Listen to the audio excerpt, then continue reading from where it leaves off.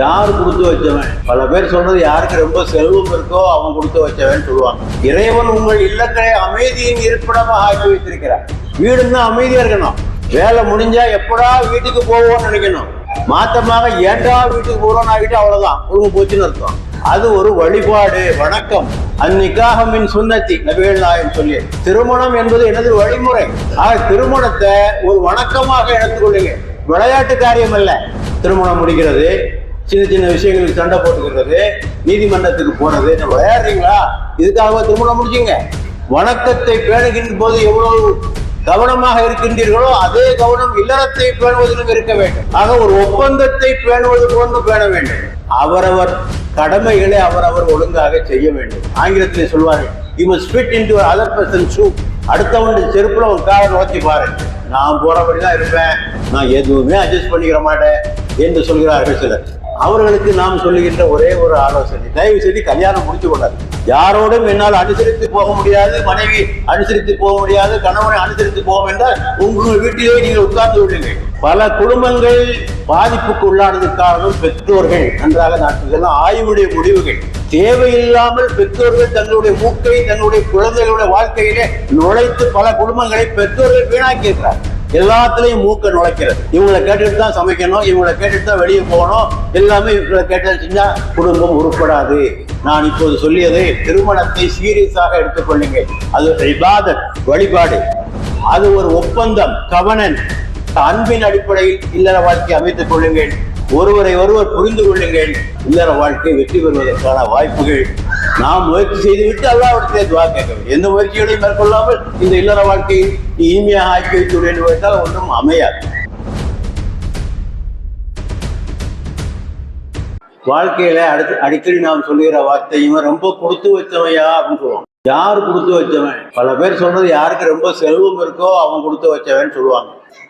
எவருடைய வீடு அமைதியாக இருக்கிறதோ, இல்வாழ்க்கை அமைதியாக இருக்கிறதோ, நல்ல கணவனையும் நல்ல மனைவியும் எவன் பெற்றிருக்கிறானோ அவன் கொடுத்து வச்சான். அவன் தான் கொடுத்து வச்சான். குர்ஆன் சொல்லுகிறது, அல்லாஹ் ஜஅலலக்கும் ஃபீ புயூத்திக்கும் சகனா.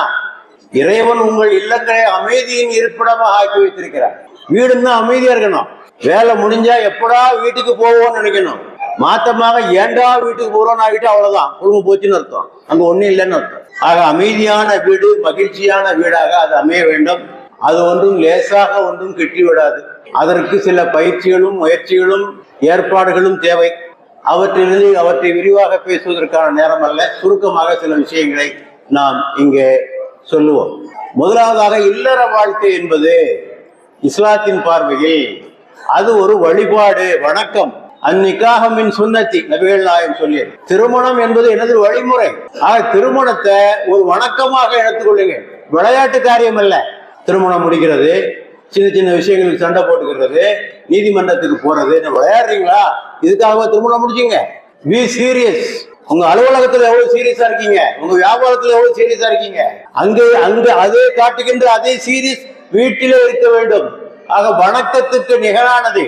வணக்கத்தை பேணுகின்ற போது எவ்வளவு கவனமாக இருக்கின்றீர்களோ அதே கவனம் இல்லறத்தை பேணுவதிலும் இருக்க வேண்டும். அடுத்தபடியாக இஸ்லாத்தின் பார்வையில் இல்லறம் என்பது ஒரு கவனன்ட், ஒரு ஒப்பந்தம். மீதாக்கன் அலீத் குர்ஆன் சொல்லி. ஆக ஒரு ஒப்பந்தத்தை பேணுவது போன்று பேண வேண்டும். ஒப்பந்த விதிகளை கடைபிடிக்க வேண்டும். அப்போதுதான் அந்த ஒப்பந்தம் முறையாக நிறைவேறும். ஆக அந்த ஒப்பந்தத்தினுடைய விதிகள் ஏராளம். சுருக்கமாக ஒன்றை சொல்வதாக இருந்தால், அவரவர் கடமைகளை அவரவர் ஒழுங்காக செய்ய வேண்டும். உரிமைகளை மட்டுமே கோரிக்கொண்டிருக்க கூடாது. உங்கள் கடமைகளை செய்ய வேண்டும். பல பேர் உரிமைகளையே கோருவாங்க. எல்லா இடத்துல நடக்க தொழிலாளர் எடுத்துக்கொண்டால் ஊதிய உயர்வு வேண்டும், போனஸ் வேண்டும், வேலையை ஒழுங்கா செய்ய மாட்டாங்க. உரிமைகளை மட்டும் கோரிக்கொண்டிருப்பார்கள். ஆகவே அங்கு அமைதி இல்லை. ஆகவே கணவன் தனது கடமையை செய்ய வேண்டும். கணவனுடைய 2 முக்கியமான கடமைகள் என்ன? ஒன்று, குடும்பத்தினுடைய பொருளாதார சுமையை கணவன் ஏற்க வேண்டும். அது மனைவியினுடைய பொறுப்பல்ல. அவள் கொடுக்கலாம், அது வேற விஷயம். அவளிடமிருந்து ஒரு பைசா பெறக்கூடாது. நீ கல்யாணத்துக்கு முன்னாலே வரதட்சணை வாங்குறிய, அந்த இல்லறம் எப்படி அமைதியாக இருக்க முடியும்? திருமணத்திற்கு முன்னரே வரதட்சணை வாங்கினால் அந்த இல்லறம் அமைதியாக இருக்காது. ஒரு தவறான ஹராமான விஷயத்தில் ஒரு வாழ்க்கை தொடங்குகிறது என்றால் அங்கே எப்படி அல்லாஹ்வுடைய பரக்கத்து அங்கே எப்படி இருக்கும்? துஆ கேட்கிறோம், பாரக்கல்லாஹு லக வ பாரக அலைக. இறைவா, இவர்கள் மீது பரக்கத்து செய்வாயாக. ஆரம்பிக்கிறது தப்பு. முதல் கோணல் முற்றும் கோணல். ஆகவே எல்லா பொறுப்புகளும் ஆண்களை சாரும். அதே போல ஆண்களோட 2வது பொறுப்பு கொடுமைப்படுத்தாதிருப்பது, நோ குரேல்டி. ஆகவே குடும்பத்தில் அந்த கொடுமைப்படுத்தாத ஒரு அமைதியான சூழ்நிலை இருக்க வேண்டும். பெண்களுடைய பொறுப்பு என்ன? ஒன்று, பெண்கள் கணவனுடைய தலைமையை ஏற்றுக்கொண்டு அவனுடைய கட்டளைகளுக்கு கீழ்ப்படிய வேண்டும். காணித்தா, அடிமை என்பதாக பொருள் அல்ல. குடும்பத்துக்கு ஒரு தலைவன் என்று ஒருவர் இருந்தானே ஆக வேண்டும். தலைமை இல்லாமல் ஒரு குடும்பம் எப்படி இயங்க முடியும்? 2வது ஹாஃபிலாத்துன், பாதுகாத்தல். கணவனுடைய உடைமைகளை பாதுகாத்தல், சொத்தை பாதுகாத்தல், குழந்தையை பாதுகாத்தல், இவை அனைத்தும் மனைவியை சார். ஆக இந்த விதிகளை புரிந்து கொள்ள வேண்டும். அடுத்தபடியாக ஒரு திருமண வாழ்க்கை வெற்றியாக அமைய வேண்டும் என்றால் அங்கே அன்பு இருக்க வேண்டும்.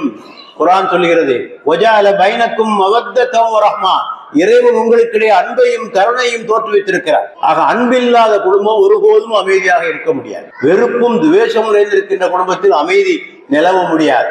உங்கள் மனைவியரை நீங்கள் வெறுக்க வேண்டாம். நபிகள் நாயகம் சொன்ன, உங்கள் மனைவியரை நீங்கள் வெறுக்க வேண்டாம். ஒரு விஷயத்திற்காக நீங்கள் அவர்களை வெறுத்தால் இன்னொரு விஷயத்திற்காக அவர்களை நேசிக்க கூடும் என்று சொன்னார். அவரிடத்திலே அழகு இல்லாமல் இருக்கலாம், ஆனால் அறிவு இருக்கலாம், நல்ல பண்புகள் இருக்கலாம், குழந்தை வளர்க்கின்ற தன்மையில் இருக்கலாம். ஒன்று இல்லாவிட்டால் ஒன்று இருக்கும். ஆகவே வெறுக்க வேண்டாம் என்று சொன்னார்கள். அன்பினுடைய அடுத்த பகுதி நோ ஈகோ. நீயா நானா சண்டை போட்டீங்கன்னா அவ்வளவுதான். நீயா நானா அல்ல, நீயும் நானும். நீயா நானா அல்ல, நீயும் நானும். இந்த எண்ணம் அங்கே வர வேண்டும். நீயா நானா போட்டால் குடும்பத்திலே அமைதி போய்விடும். ஆகவே அந்த ஆதிக்க மனப்பான்மை, ஈகோயிசம் இருக்கக்கூடாது. அடுத்தபடியாக புரிந்துணர்வு, ஒருவரை ஒருவர் புரிந்திருக்க வேண்டும். பெண்கள், மனைவி ஒரு குடும்ப சூழ்நிலையிலே பிறக்கிறாள், இவன் ஒரு குடும்ப சூழ்நிலையிலே பிறக்கிறார். ஆக இருவரும் ஒரு இடத்தில் ஒன்றாக இணைகிறார்கள்.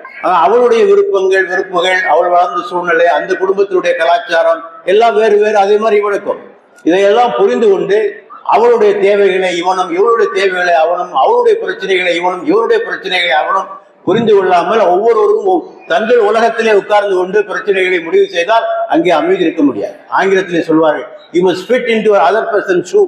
அடுத்தவன் செருப்புல ஒரு காலை நோக்கி பாருங்க. ஆகவே அவன் பிரச்சனை என்பதை அவனிடத்திலிருந்து நீங்கள் பார்க்க வேண்டும்.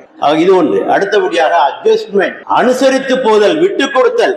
ஆக விட்டு கொடுத்தாமல் எதுவுமே நடக்காது. நான் போறபடிதான் இருப்பேன், நான் எதுவுமே அட்ஜஸ்ட் பண்ணிக்கிற மாட்டேன் என்று சொல்கிறார்கள் சிலர். அவர்களுக்கு நாம் சொல்லுகின்ற ஒரே ஒரு ஆலோசனை, தயவு செய்து கல்யாணம் முடித்து கொள்ளாது. யாரோடும் என்னால் அனுசரித்து போக முடியாது, மனைவி அனுசரித்து போக முடியாது, கணவனை அனுசரித்து போவோம் என்றால் உங்கள் வீட்டிலேயே நீங்கள் உட்கார்ந்து கொள்ளுங்கள். எங்கே 2 பேர் சந்திக்கிறோமோ அங்கே அட்ஜஸ்ட் பண்ணி தான் ஆக வேணும். ஆபீஸ்ல அட்ஜஸ்ட் பண்றீங்கல்ல, ஆபீஸ்ல அலுவலகத்தில் அட்ஜஸ்ட் பண்றீங்கல்ல, அங்கெல்லாம் அட்ஜஸ்ட் பண்ண முடியும், வீட்டுல மட்டும் அட்ஜஸ்ட் பண்ண முடியல. அதை நீங்கள் யோசித்து பார்க்க வேண்டும். Accept them as they are என்று சொல்வார்கள். அவர்கள் எப்படியோ அப்படியே அவர்களை ஏற்றுக்கொள்ளுங்கள். அதுதான் சரியான முறையாக இருக்க முடியும். அடுத்தபடியாக குர்ஆன் மிகவும் வலியுறுத்துவது தக்வா, இறையச்சம். இறைவன் உங்களை கண்காணித்துக் கொண்டிருக்கிறார். இதை நீங்கள் மறந்து விடாது. நீங்கள் ஊரை ஏமாற்றலாம், உலகத்தை ஏமாற்றலாம். என் மீது எந்த தப்பும் இல்லை, அந்த அம்மா தான் எல்லாம் தப்பு என்று இவன் சொல்ல, அந்த ஐயா தான் என் தப்பு என்று சொல்ல, இறைவனுக்கு தெரியும். இன்னைக்கு பல பேர் கவுன்சிலிங் எல்லாம் வர்றாங்க, குற்றங்களை சொல்லுகிறார்கள். பார்த்தால் இந்த அம்மா எல்லா படியும் அவங்க மேல போடுவாங்க, அந்த ஐயா எல்லா படியும் இவன் மேல போடுவாங்க. என்னமோ இவங்க ஒரு தப்பும் செய்யாத மாதிரி. ஆகவே இறைவனுக்கு தெரியும். ஆகவேதான் இப்போது ஓதப் போகிற அந்த குத்துபாவிலே 3 வசனங்கள் இடம்பெறுகின்றன. அந்த 3லும் சொல்லப்படுகின்ற பொதுவான கருத்து இத்தகுல்லா, இத்தகுல்லா, இறைவன் அஞ்சிக் கொள்ளுங்கள். ஆகவே ஒழுக்கம் உள்ள ஒரு வாழ்க்கை தான் எப்போதுமே அமைதியாக இருக்க முடியும். இறுதியாக நான் சொல்லிக்கொள்ள பெற்றோர்களுக்கு சொல்ல விரும்புகிறேன். பல குடும்பங்கள் பாதிப்புக்கு உள்ளானது காரணம் பெற்றோர்கள். நன்றாக நான் இதெல்லாம் ஆய்வுடைய முடிவுகள். தேவையில்லாமல் பெற்றோர்கள் தங்களுடைய மூக்கை தங்களுடைய குழந்தைகளுடைய வாழ்க்கையிலே நுழைத்து பல குடும்பங்களை பெற்றோர்கள் வீணாக்கி இருக்கிறார்கள். நீங்கள் நல்ல கணவனை நல்ல மனைவியை தேர்ந்தெடுத்தீர்கள், கொடுத்து விட்டீர்கள், முடிஞ்சது. அதோடு உங்கள் பணி முடிந்தது. அப்புறம் அவங்க குடும்பத்தை அவங்க பார்த்துக்கணும். நீங்க அவர்கள் குடும்பத்துக்கு நீங்கள் தலைவர்கள் இல்ல, உங்க மனைவிக்கு தான் நீங்க தலைவர். உங்க பிள்ளைகளுடைய குடும்பத்துக்கு நீங்கள் தலைவர்கள் அல்ல, உங்க பேரன் குடும்பத்துக்கு நீங்க தலைவர் அல்ல. எல்லாத்துலயும் மூக்க நுழைக்கிறது. இவங்களை கேட்டுட்டு தான் சமைக்கணும், இவங்களை கேட்டுட்டு தான் வெளியே போகணும், எல்லாமே இவங்களை கேட்டு செஞ்சா குடும்பம் உருப்படாது. இது என்னுடைய கருத்து அல்ல, இது உளவியல் நிபுணர்களுடைய கருத்து. நீங்கள் எந்த மேரேஜ் கவுன்சிலிடத்திலே சென்று கேளுங்கள், சொல்வார்கள் பெரும்பாலும் குற்றங்கள் இந்த 2 தம்பதிகள் சண்டைகளை உண்டாக்கி விடுவது பெற்றோர்கள் தான். நன்றாக புரிந்து கொள்ளுங்கள். ஆகவே அதனை நீங்கள் விட்டுவிடுங்கள், தேவையில்லாமல் குறுக்கிடாதீர்கள். அவருடைய அந்தரங்கத்திலே நீங்கள் குறுக்கிடாதீர்கள். Don't enter into their privacy. Don't be possessive. மகன் எனக்கே சொல்றான், அவ என்ன மனைவி கிட்ட போயிட்டா இந்த கோவப்படுறதெல்லாம் இல்லை. கல்யாணம் முடிந்த வரைக்கும் அவங்களுக்கு தான் சொந்தம். கல்யாணம் முடிஞ்சாச்சுன்னா இப்ப அவளுக்கு தான் சொந்தம். அதையெல்லாம் புரிந்து கொள்ள வேண்டும். எப்போதும் எங்கிட்டே தான் இருக்கணும், என் பேச்சு தான் கேட்கணும், இதெல்லாம் நடக்காது. மார்க்கத்திற்கு முரணாக போனால், ஒழுக்க விதிகளை மீறினால் மட்டும் நீங்கள் தலையிடுங்கள். மற்ற விஷயங்கள் நீங்கள் தலையிடாதீர்கள் என்று நான் உங்களை கேட்டுக்கொள்கிறேன். ஆக நான் இப்போது சொல்லியதை, திருமணத்தை சீரியஸாக எடுத்துக்கொள்ளுங்கள். அது ஒரு இபாதத், வழிபாடு. அது ஒரு ஒப்பந்தம், கவனன், மீதாக்கன் அலீல். அடுத்தபடியாக அன்பின் அடிப்படையில் இல்லற வாழ்க்கை அமைத்துக் கொள்ளுங்கள். ஒருவரை ஒருவர் புரிந்து கொள்ளுங்கள். ஒருவரை ஒருவர் அட்ஜஸ்ட்மெண்ட் சகித்து போங்கள். இறையச்சத்தோடு நடந்து கொள்ளுங்கள். பெற்றோர்கள் தலையிடாதீர்கள். இவ்வாறு செய்தால் இல்லற வாழ்க்கை வெற்றி பெறுவதற்கான வாய்ப்புகள் ஒன்று. வெறுமனே எல்லாமே நீ துவாவை கேட்டுவிட்டால் எல்லாம் ஒன்று நடந்து விடாது. நாம் முயற்சி செய்துவிட்டு அல்லாஹ்விடத்திலே துவா கேட்க வேண்டும். எந்த முயற்சிகளையும் மேற்கொள்ளாமல் இந்த இல்லற வாழ்க்கையை நீ இனிமையாக ஆக்கி வைத்து விடு என்று கேட்டால் ஒன்றும் அமையாது. ஆகவே எல்லாம் உள்ள இறைவன் இந்த தம்பதியர்களுக்கு ஒரு இனிமையான வாழ்க்கையை அமைத்துக் கொடுப்பானாக, ஒரு அமைதியான வாழ்க்கை அமைத்துக் கொடுப்பானாக, விட்டு கொடுக்கின்ற தம்பதியர்களாக அவர்களை ஆக்கி வைப்பானாக. பாரக்கல்லாஹு லக வ பாரக அலைக வ ஜமா பைனகுமா ஃபீ கைர் வ ஆகிரு தாவானா அல்ஹம்துலில்லாஹி ரப்பில் ஆலமீன். வஸ்ஸலாமு அலைக்கும் வ ரஹ்மத்துல்லாஹி வ பரகாத்துஹு.